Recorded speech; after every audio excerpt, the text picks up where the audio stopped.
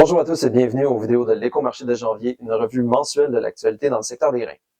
Le rapport mensuel de l'USDA a été haussier pour le maïs et dans une moindre mesure pour le soya, car le prix moyen du maïs aux États-Unis a été redressé contrairement à celui du soya.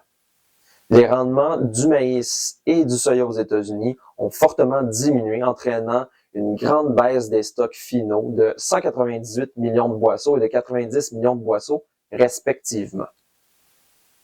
Les exportations de grains américains ont été rapides par rapport à l'an passé en raison d'une incertitude sur les marchés liée à l'arrivée de Donald Trump au pouvoir. Les ventes à l'exportation sont en avance par rapport à l'année dernière de 28% pour le maïs, 12% pour le soya et de 10% pour le blé.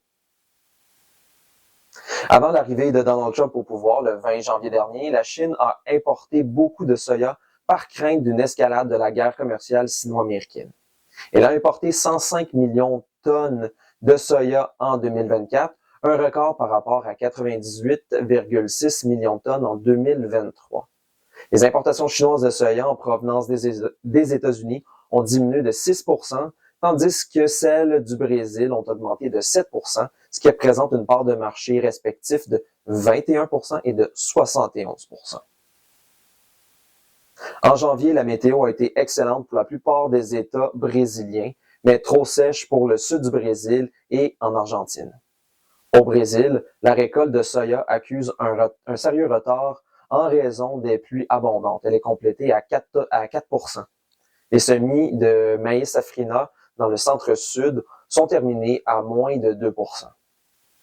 En Argentine, la condition de bonne à excellente a chuté depuis le début du mois, soit de 36% pour le soya et de 16% pour le maïs, pour se situer respectivement à 21 et 30%.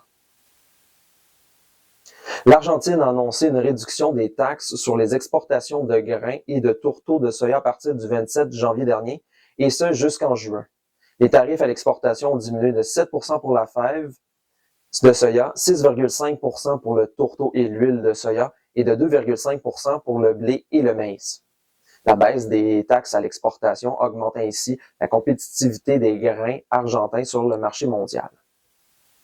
Sur le marché local, les bases du maïs ont diminué de 5 cents US le boisseau pour livraison immédiate pour se situer à moins 5 cents US le boisseau, tandis que la base du soya pour livraison immédiate a diminué de 28 cents US le boisseau pour s'établir à moins 55 cents US le boisseau.